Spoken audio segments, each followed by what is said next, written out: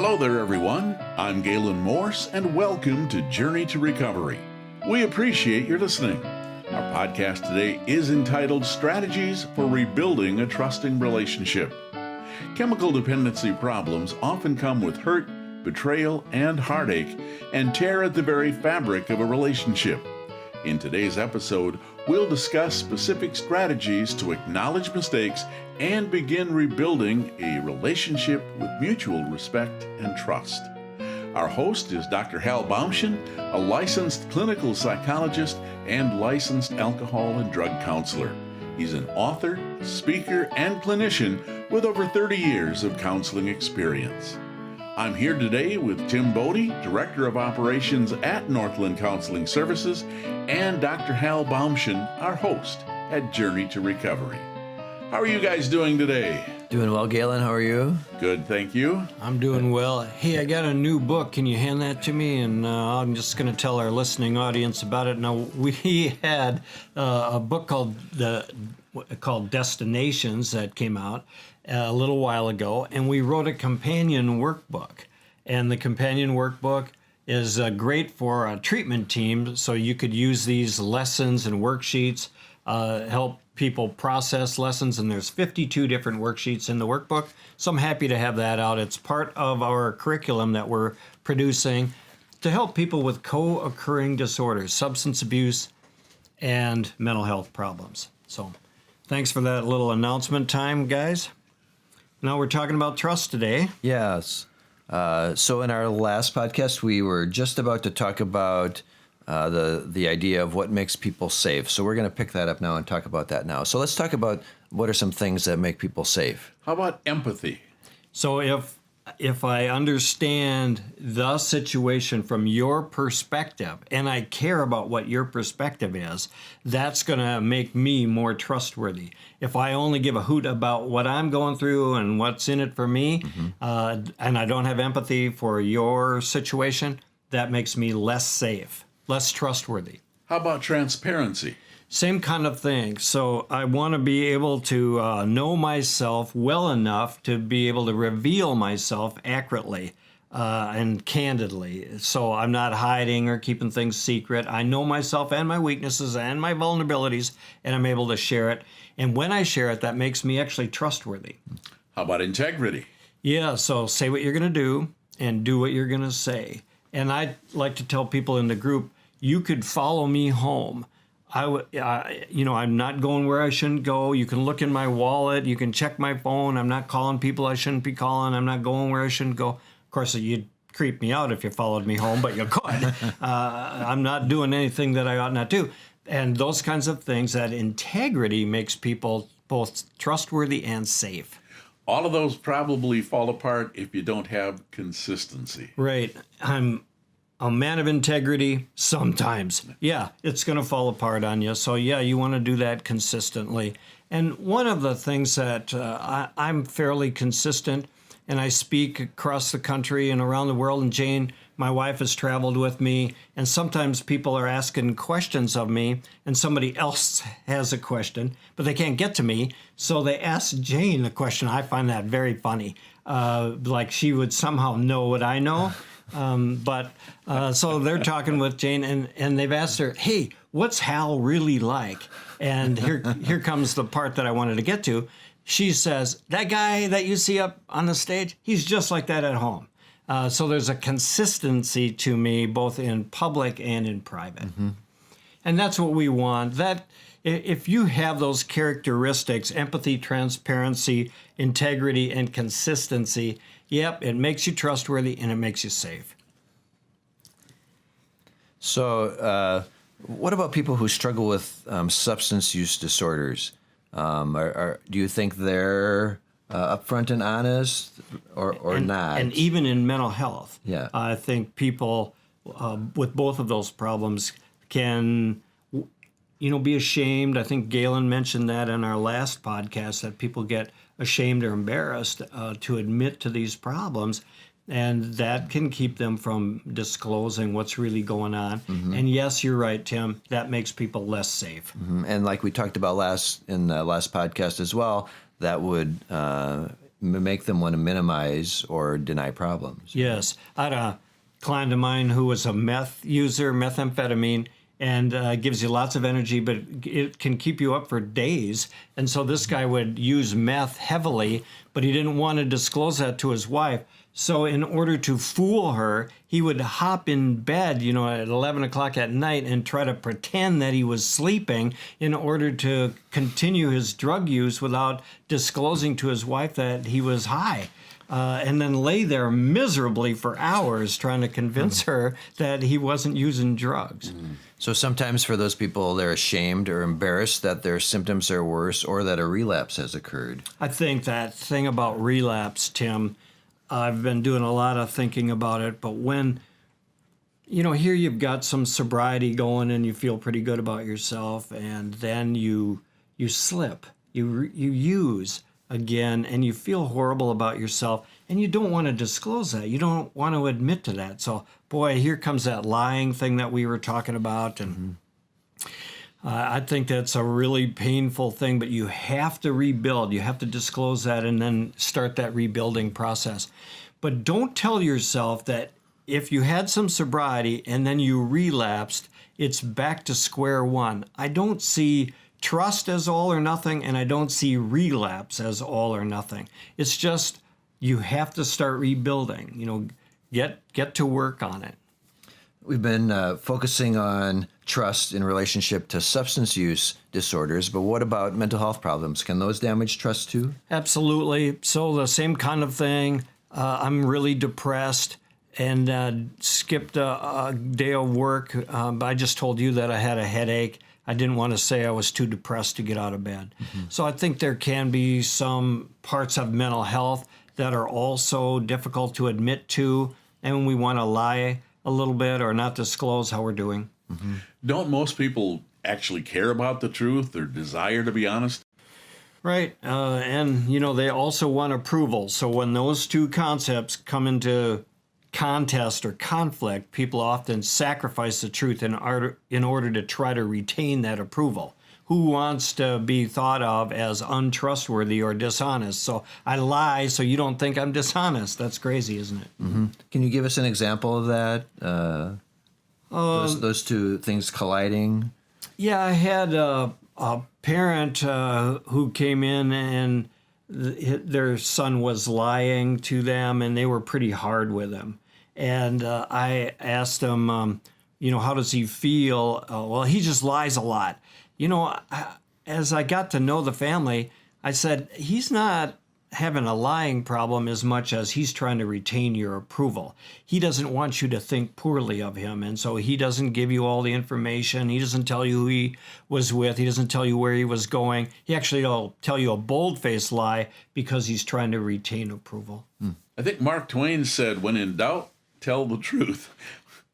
On the other hand, Bill Clinton said, nearly everyone will lie to you given the right circumstances. I think people often justify their dishonesty. So here we have Mark Twain, the fiction writer, telling us to tell the truth. And we have the politician, Bill Clinton, said, given the right circumstances, almost everyone will lie to you. So it's interesting to me. And I think Bill Clinton, I'm only saying that, I'm only bringing him up because I think a lot of people struggle with, there are certain reasons and certain situations when I would lie. So let's talk about some examples maybe of justifying dishonesty. Others will not trust me if they know how much I lied. Yep, and I'm ashamed of what I've done. I don't want to hurt other people, so I'm going to not really tell the truth because I know the truth will hurt them. Or if I told the truth, I might lose the relationship or lose my job.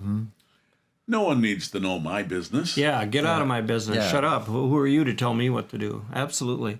That's kind of that straight in your face denial. A little anger and aggression can be mixed into that.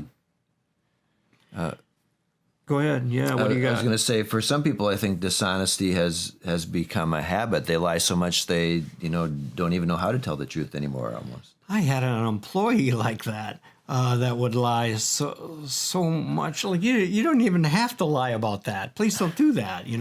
What are you doing? But I wonder if it becomes such a habit. blaming others for your dishonesty and your poor ability to follow through on things? Right. Not going to take personal responsibility, going to blame somebody else for that. What about someone who's stolen from family and friends? Yeah, it happens, especially with drug use, because you need money and you're looking around where you can get it. But when you steal money and then lie about it, it damages trust. And how are you going to rebuild that? Mm-hmm. That's a big part in wanting to live with an addict, and you know they have addiction problems, substance use disorder problems, and you want to trust them, but you know that they're still using. It creates a lot of problems in a family. Mm-hmm. How about lying about where I'm going or what I'm going, or who I'm going to be with, rather? Right, yeah. Like the teenage son you were talking about. Yeah, and he doesn't want to disclose that because he knows he's going to be disapproved of. He's somewhat embarrassed about it himself. Or you mentioned earlier, lying about being drunk, passed out, or having blackouts. Right. Yeah. Again, the substance use disorder is getting worse, has all kinds of consequences, including passing out or being drunk, and certainly the blackouts, and don't want to admit to that. So, boy, that would make me look unprofessional or like I really have a problem. I don't want to admit that to myself or to anyone else. Yep. And I think, like we've talked about before, too, lying to cover up past lives or situations, or inventing new lies to explain your old lies. Right. Yeah. You have to be pretty creative to make this work. And I've heard stories about just how gifted people become. I'd like to see them become creative and gifted at telling the truth and working hard to get on track with their life of recovery instead of becoming creative with lying. Mm-hmm. I'm sure manipulation becomes a major part of this process.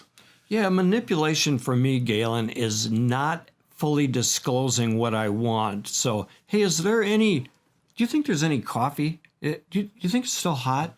And I'm not really disclosing that I want a cup of coffee. I'm more manipulative about it. And so I think people who are not comfortable lying, they maybe go to this manipulation. It's more passive, resistant, passive-aggressive kind of thing. Mm-hmm. Why do you believe some people have so much trouble with honesty? I don't know. I just keep coming back to those two things that we've been talking about. I don't want to lose your approval, and I don't want to suffer the consequences that would come along with telling the truth.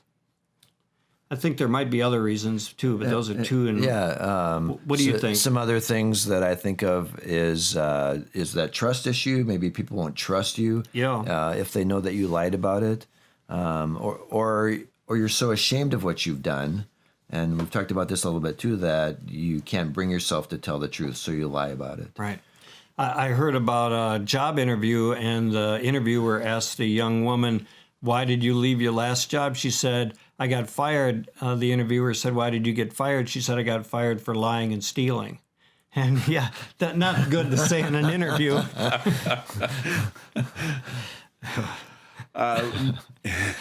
Sorry. How do you rebuild that? Yeah.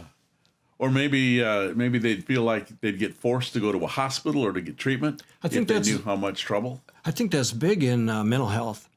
And even in substance abuse, if I disclosed how often and how much I was using, you'd probably send me to treatment, and I don't want to go. Mm-hmm. And people lie to their probation officers and hope that they don't get caught with a drug test, and often they do, of course.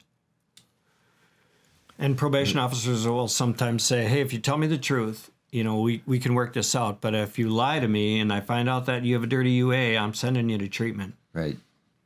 And we've talked about, losing, we've talked about being afraid of losing a relationship, losing a job, those kinds of things. Yeah. I wanted to go over a number of ways that we could help lay a solid foundation for a strong and healthy relationship. And because I think you're right, Tim, that we damage the relationship. It needs to be rebuilt, restored, and reconciled. So how do you go about that process? So let's take a look at that. So we've got a list of some ideas to help build a solid foundation. So we're going to go through those now. The first one is say what you are going to do and then actually do it. Follow through on that. Yeah. And so what erodes trust is track record, or trust equal behavior over time. So if I say one thing and do another, then, we're just nowhere. But if I consistently do what I said, then, it starts rebuilding the relationship and I become trustworthy. Yep. Number 2 on our list is to admit when you're wrong. Tough for people who make mistakes. My youngest daughter, Sarah, she had trouble with taking responsibility for her own behavior as a child. So she would say things like, the bike ran into the curb and now the wheel is bent. And she had a little trouble, like the rider might have had something to do with it. Yes. So maybe don't minimize your faults or failings? Yeah, own it. Quit lying about it, denying it, minimizing or rationalizing your faults and failings.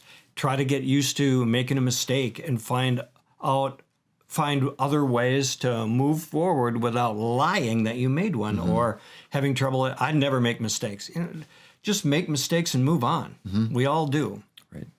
It's important to honestly admit if you return to your symptoms or have a relapse. Yeah, again, that's probably the chief number one area where people want to lie and minimize is that I didn't use, I'm not in trouble, I'm not slipping. But probably you get better help if you can own it and take responsibility for it right up front. And then be willing to apologize and ask for forgiveness. It goes a long way. I heard a line in a movie, and the character said, I've told her I love her 1,000,000 times, but I've never said I'm sorry. And I think it's really a powerful thing to be able to do both of those. When you make a mistake, can you admit to it, and then can you apologize for it? Number 6 on our list is don't blame others for your faults and failings. Right, and number 7, likewise, aim to understand others rather than defend yourself. So I'm going to own my stuff, and I'm going to try to understand other people. Number 8 says be honest about your substance abuse temptations. Yeah. So, hey, are you having any struggles? Feeling vulnerable in any area? Oh, no, not me. No, I'm doing great. Well, why don't you own that? I think you can get better help. I think self-deception is not a good thing. You get weaker when you do that, and you get stronger if you can say, sometimes I struggle with it. Number 9 is be on time, and don't lie when you're not. Yeah. Right. Number 10 is don't brag or exaggerate your accomplishments or successes. Right, so a lot of people do wonderful things, and there's a temptation to kind of highlight those and underscore those, and some of that's okay, but if you're endlessly bragging about how great you are and that's all distorted and not accurate, again, it's a lie. Don't do that. How about be upfront and honest with finances and your spending? Wow, that's hard for some people. Yeah. And some people are spending hundreds of dollars a day, tens of dollars, and up to 100 and more on drugs. And they have money in their pocket. Where did that money come from? And what are you doing with the money you had? And they're lying about what they're buying, where they're getting their money, what they're spending on. Yeah.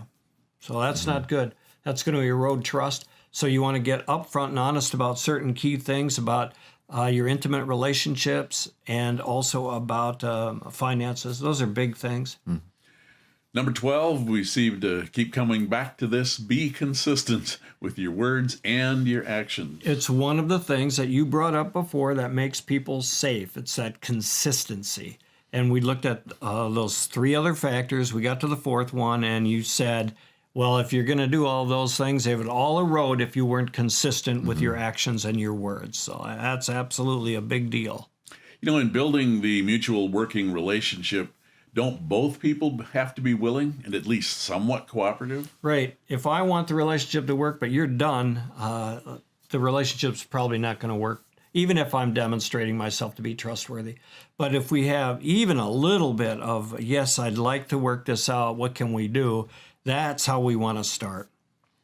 So it's important to be consistent, as we've said, with not only what you say, but with your actions. Right, and don't blame other people for your mistakes. And I like saying that, you know, it's not going to be smooth, Tim. It's not going to be straightforward about this rebuilding process. We're going to admit to each other that we've made mistakes, that we have made mistakes in the past. We're going to take responsibility for temptations and vulnerabilities, but kind of expect a bumpy ride here. You may be accused, like now you're doing something right, for the first time in a long time, and you get falsely accused. That's tough for people. Like, I was using for 2 years straight, lied to you endlessly, but today I'm not using, and now you're accusing me. Well, yeah, that's going to happen. That's part of that bumpy ride. You might not be understood, or you might be rejected or falsely blamed or ridiculed or gossiped about because of your past use. Just shake that off, keep moving forward, rebuild the relationship where you can, take responsibility for yourself. Dr. Hal, can you talk a little bit about the difference between forgiveness and trust? Two important concepts, but they're different, Tim. If I borrow $10 from you and I can't pay you, and I ask you, would you please forgive me the debt? You say, yes, I owe you nothing. Forgiveness addresses that issue going backward. I borrowed money and I can't repay, so that's back there. You forgave me for that past debt. But trust moves forward. So both of them are important, but maybe now you don't trust me. You forgave me the debt, but now you don't trust me into the future. So both of those are important. Forgiveness addresses issues going backward. Trust addresses issues going forward. We need to forgive those who have hurt us, and we need to they need to establish trust. In this little equation between me and you, Tim, it's up to me to rebuild trust. I'm the one who damaged it. So I'm sure it's going to be helpful then to establish accountability. Yeah, ask me next time if I lied to Tim or if I paid him back or something. Sure. And so I establish accountability. I admit to my faults and failings, and I take responsibility to correct it, and I let somebody in on that. I think another strategy, if you want to call it that, for rebuilding that trust is to talk through any new difficulties you have. There's this tendency to not want to talk about it, to deny it, to minimize it, to rationalize it, to not disclose it. So you're right to say, wouldn't it be helpful to rebuild trust between me and you in an ongoing relationship if we talked about new difficulties as they arose? So, as some people say, keep short accounts. Absolutely, yeah. Yep. Another, I think, good strategy is to focus on improvement. Right. So now I'm a little bit better. I don't lie as much. And so you guys kind of congratulate me for that. It's sort of weird, isn't it? But hey, thanks for telling the truth. And I know you're struggling, but you were upfront about that. I think you're making some progress here. Instead of like, you lied to me again and you used again, so I can never talk to you again. Don't do that. Yeah. Focus on improvement. Yeah. The Bible says love covers over, or love keeps no record of wrongs. You would think it said love keeps an accurate record of wrongs to watch people in our culture. But yeah, love keeps no record of wrongs. Cover it over, overlook it, let it go, work it down, forgive it. Yeah. Another strategy is to not interrogate. Yes, yeah, exactly. So somebody has hurt you, and who were you on the phone with, and why were you talking so much, and let me see your phone, and where were you going, and I followed you, and don't do that. Try to rebuild the trust without interrogating and being an investigator on the case. And then the last strategy that we're going to talk about today is to seek help. And this is hard for many people to do, but also very important if you get stuck in this complicated process of rebuilding trust. So please seek additional help or counsel if that's necessary. And I think a counselor or pastor, even a close friend, can help you talk through things, maybe spot things you can't see. So that's really an important part of this. It's so important, but it's complicated. So get some help. Like going through a woods that you're unfamiliar with, a forest that you're unfamiliar with. Get a guide. It'll help. Well, thanks for listening to today's podcast. You can download other materials that help you develop skills to identify emotional problems, reduce symptoms, and prevent relapse at journeytorecovery.com. We've been visiting with Dr. Hal Baumchen, a licensed clinical psychologist and licensed alcohol and drug counselor. His expertise and clinical wisdom is now available at journeytorecovery.com. Share this resource with your peers and colleagues. I'm Gaylen Morse. Thanks for listening to today's program. See you next time on Journey to Recovery. Remember, recovery is a journey. Enjoy the ride.